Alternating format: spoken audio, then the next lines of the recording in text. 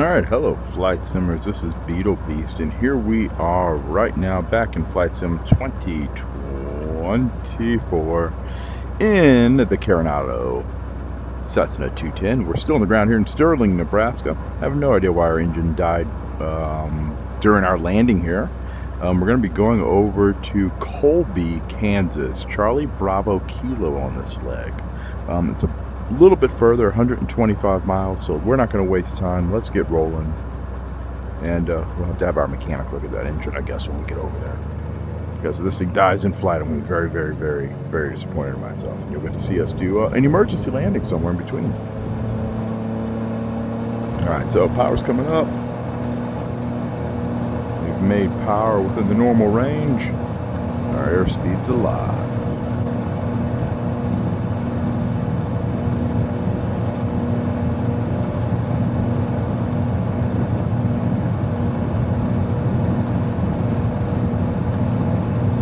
We just got that crazy pull to the right, but we did. Pitch the nose up.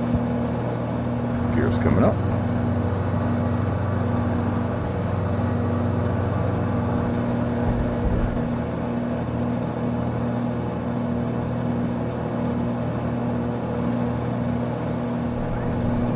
Flaps are coming up, and we're turning on course. A little bit out here towards the east. About 112 degrees should get us there. Should be pretty nice.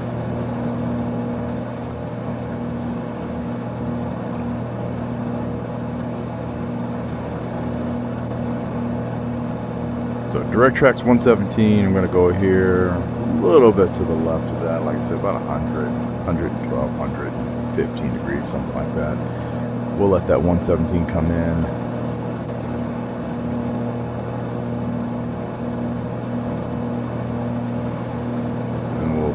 Fly on off to the east and towards beautiful Colby. Don't think I'm going to say a whole lot this time. The weather's about what it was the last time I flew. A little bit later in the day, but not by much. And yeah, we should just have some pretty easy flying weather here. I think I'll level us off at about 5,500 today as we roll out to the east. As you can tell on the radio altimeter there, we're about 1,500 feet, call it 1,400 feet above the ground right now. Just got a little kick of wind or something there again.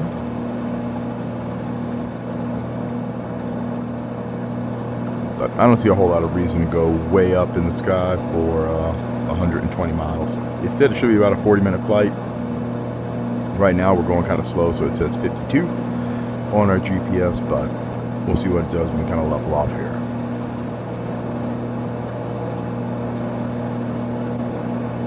Try to help ourselves out. We're pulling power back here in a second. Keep that heat in. So we're going to find a nice happy spot for that. Power's going to come out ever so slightly. RPM's going to come back. We're up to about 25. Let's move that heading bug around. Gonna have to make some changes there. If you notice, my heading bug's jumping by 10-degree increments, and I'd rather be able to do that a little bit more individually. So we'll have to make some changes to that here in a little bit. Big towers, it looks like, over here. Yeah, you can see guide wires on them. That one, you can see guide wires. Those are not towers. Those are most definitely wind turbines. And we are, like I said, 1,500 feet above the terrain right now, at 5,500 feet, so we're not very high. But I suspect it will be acceptable. We'll just have to watch out for big turbine blades coming over there and hitting us.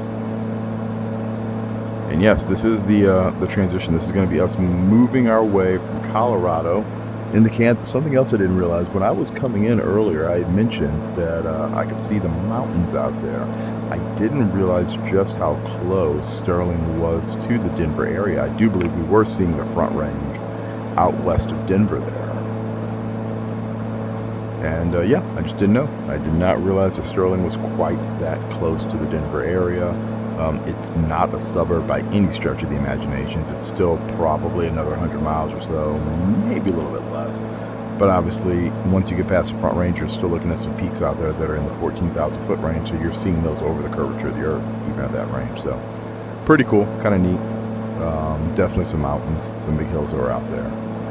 I always find this kind of funny when you look at any of these turbines. I'm going to go ahead and hit nav real quick and altitude hold. You have the two. You have the static shadow that's down there, and then you've got the dynamic shadow that's actually working off the turbine itself. I always find that kind of humorous. It's cool that they captured it, the shadow in any relation. I'm glad that they have a dynamic one that matches the turbines. It definitely adds a little bit to the realism of the game. And let's just say, I'm going to say this right now, the game does look pretty phenomenal. So,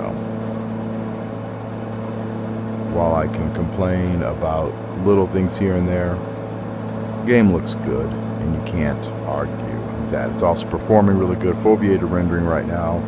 I'm using TAA mode, full resolution, 100% resolution on TAA mode, and for anti-aliasing.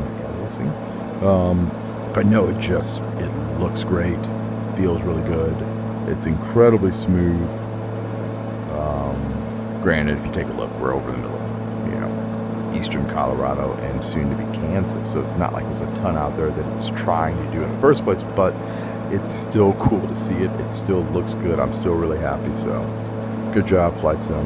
You guys made some your updates have made this a really beautiful game. Hey, look, I've got a shadow. Kind of an ugly one, but it's a shadow nonetheless. And it's great. I see that right after saying, it looks so good. And then I look at that little blocky, funny looking shadow. That farm looks pretty good.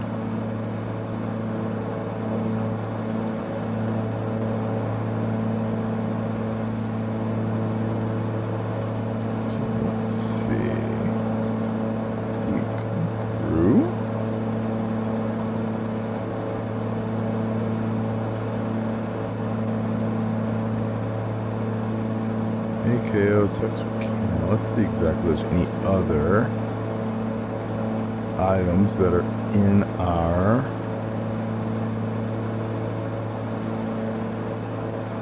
flight path. If there's any VORs out there. Goodland, GLD is up there. We can use that. Let's see, GLD, so we can find one here.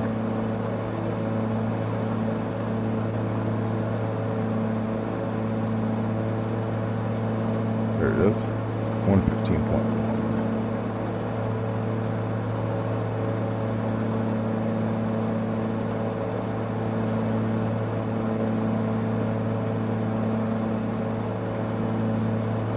Well,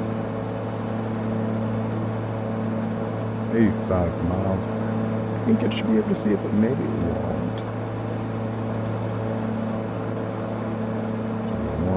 15.1. I guess it just can't get it yet. We're outside of range. C2, we have over here Texarkana, but we're not actually going towards it. TXC, let's go back. Should be a little closer. I say Texarkana, it's probably not what it actually is. Thurman, 112.9.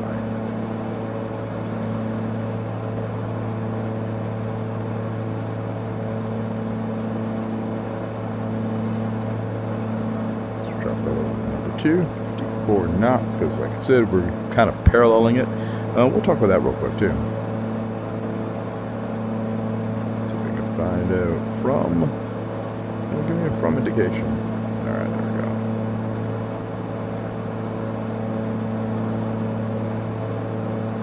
Come on, come on. Gotta get in close. There we go. Alright, so I did a video recently. We used Cessna 185, which I do believe is a Carenado. It feels like one, kind of looks like one. So we're going to say that it is, right?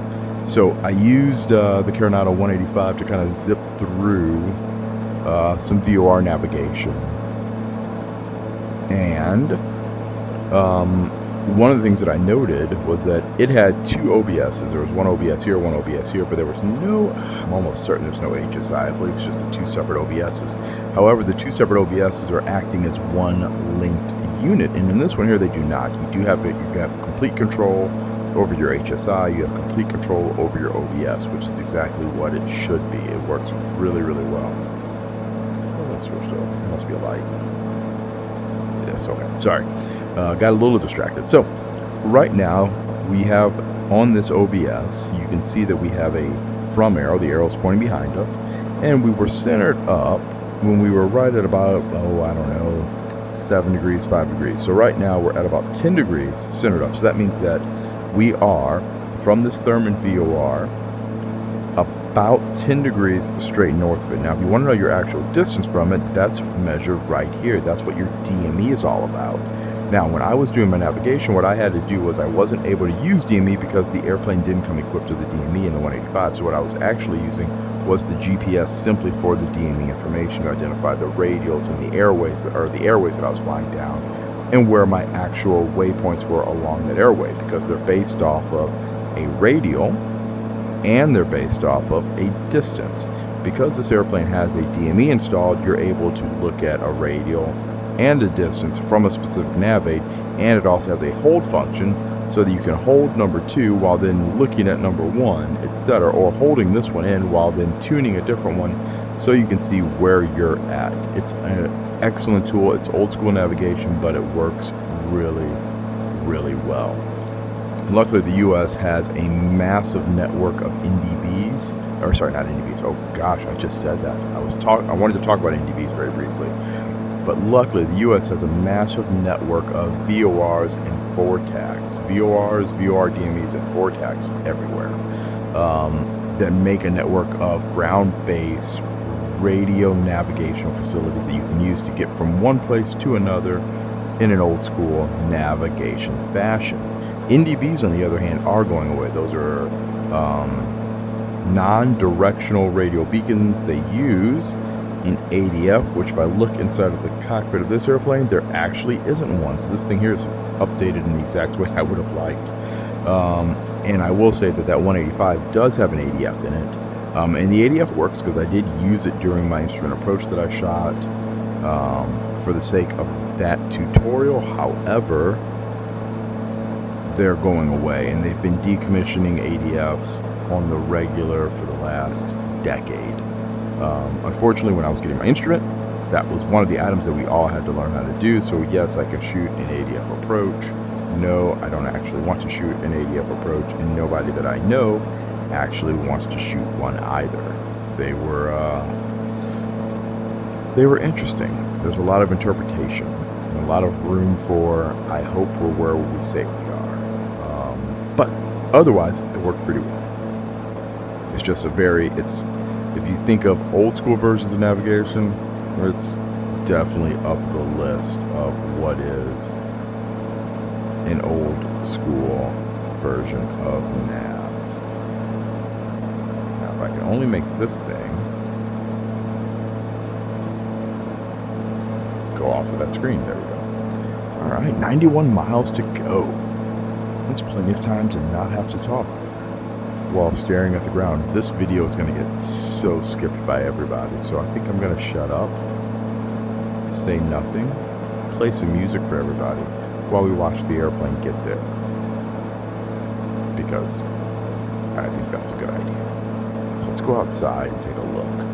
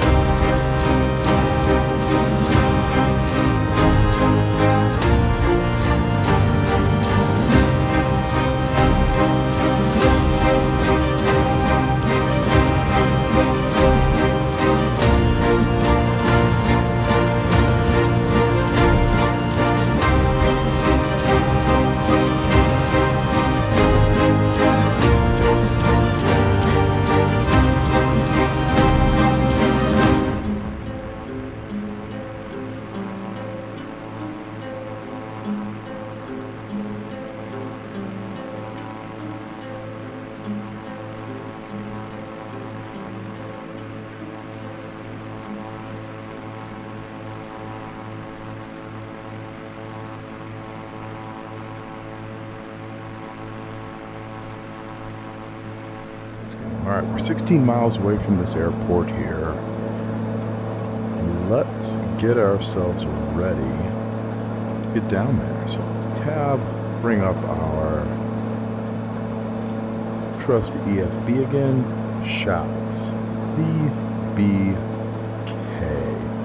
Winds 21 knots from 200, so we got good winds out of the south here. So 200 at 21, gust to 28, 10 miles clear, 36 degrees, good and warm. 2999 is going to be our meter down there. Oh, let's pray that they have a runway that's going to be facing in that direction. That looks pretty good. It's pretty short. We'll have to be on our game. Oh, it's grass. Fun. All right, so right now we have 19 knots of tailwind, 19 knots of headwind, 9 knots of headwind, 20 knots of headwind, 17. That one will work.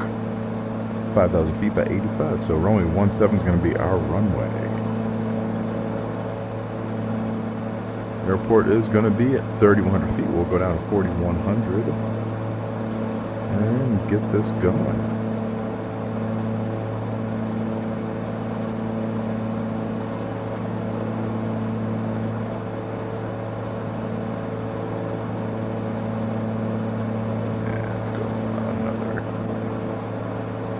Work.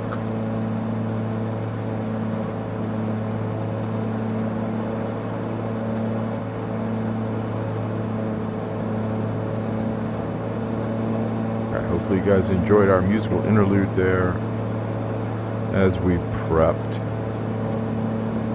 for this exciting trip into beautiful, sunny Kansas. Can't believe the temperature. Gosh, we are in a hot spell right now. But I guess it's 85 degrees up here. We're at 5,000 feet, but we're only a couple thousand feet above the ground. So yeah, it's not a ton. I'd say I hate. If you have the privilege to fly small airplanes, you shouldn't really be looking at anything saying you hate anything about flying small airplanes. So I have the benefit of being able to fly for fun a small airplane, and I can tell you that my least favorite time to fly said small airplane are during the summer months. But boy, do I love flying it in the fall. It's right around the corner. We'll be getting into some fall weather. We're not there yet. We got a little bit further to go. And the Midwest is going to be beautiful and hopefully turn all types of beautiful shades, which will be fun because you know what? I started this game at the end of at the end of 2024. I guess is when Flight Sim 2024 came out, so we were right into winter. But there were so many issues with the game when it first came out. Seasons didn't show up correctly. If you were doing free flights, things didn't look quite right. Career mode was bouncing around, and it didn't know what season it was in half the time. So this will be the first time that I will have got to experience 2024 with the seasons hopefully doing what they should, because I know the trees change, you get snowfall, you get obviously the change in the color, the terrain, etc. So I'm really kind of looking forward to that. This should be a lot of fun. Let's take another quick peek here. CBK, I don't know if I have anything about the airport. Can I find anything on an FAA chart? So sad. How about approaches? Oh, okay, we do have that. So that's an R now for 17. We could probably load that in. Procedure. Select approach. R now for 17. And let's do it from Ovethi. Sure. Let's activate it. Let's really mess things up. Ovethi is that way.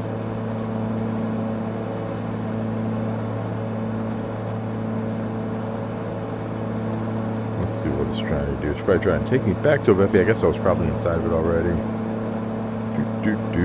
Not a big deal to me. But I can tell you this much. I'm not going to go ahead and keep turning in that direction right now. Yeah, it's my airport right over there.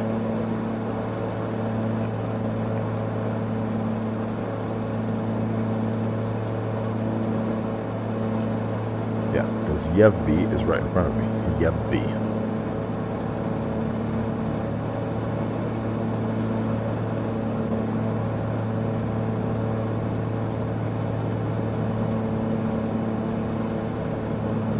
that's your airport. We'll use that one and we'll land there. No tools necessary.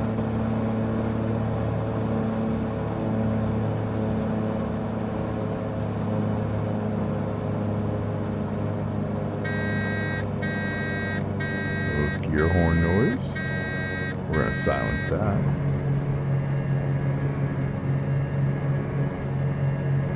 Didn't realize I actually turned off my yoke. Get you back. Alright, I've got a wheel, I've got a green light. Set a flap speed.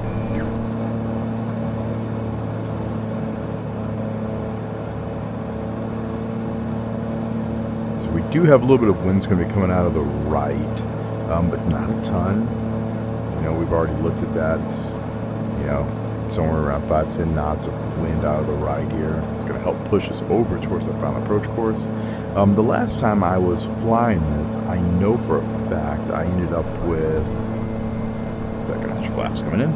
I ended up with a little bit of extra airspeed, so I do believe that my approach speed is going to be closer to about 85 knots, not the 90-ish knots that I was flying the last time around. So let's try to get a little bit closer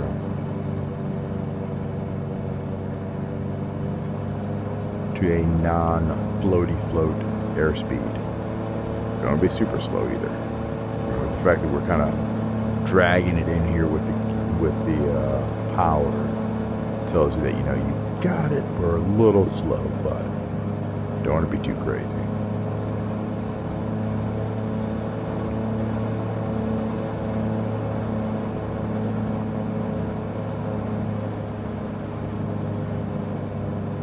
A little high. That fixed itself. So the winds are almost right down the runway according to that windsock to the left there. So I'm pretty happy with that.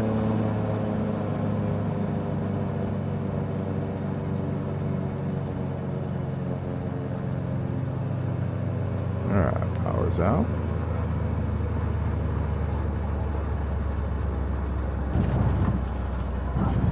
Not my best of landings, but it's acceptable.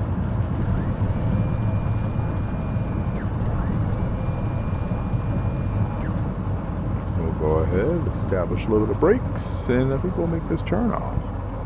Still do love that amount of compression you get out of the nose strut on this airplane. Really gets you a sense of the weight of the TSIO 520 that's on board.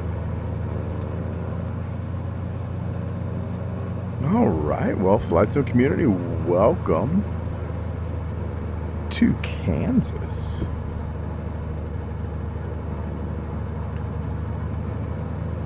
Hopefully you guys enjoyed that nice, relaxing break with an interlude of relaxing, peaceful music. And until the next time, what we're going to do is we're going to continue on this journey as we move further to the east and south.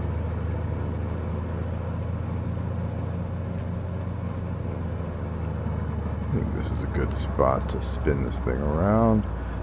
I do hope, I hope that somebody at some point we can fix these lights because they are all over the place and obviously incorrect everywhere. Little airports don't look like this, guys. But once again, there's a no offense piece to this, but someone inside of the Flight Sim community doesn't quite know. Anyway, Carenado, thank you guys for this airplane again. Still love this thing. And despite the fact that at idle, the engine will eventually kill itself. There's probably something in the checklist about that. We'll read that later. But hey, thank you guys for watching. Happy simming. Welcome to Kansas. Let's truck further east next time. And we'll see you on the next one. Appreciate you.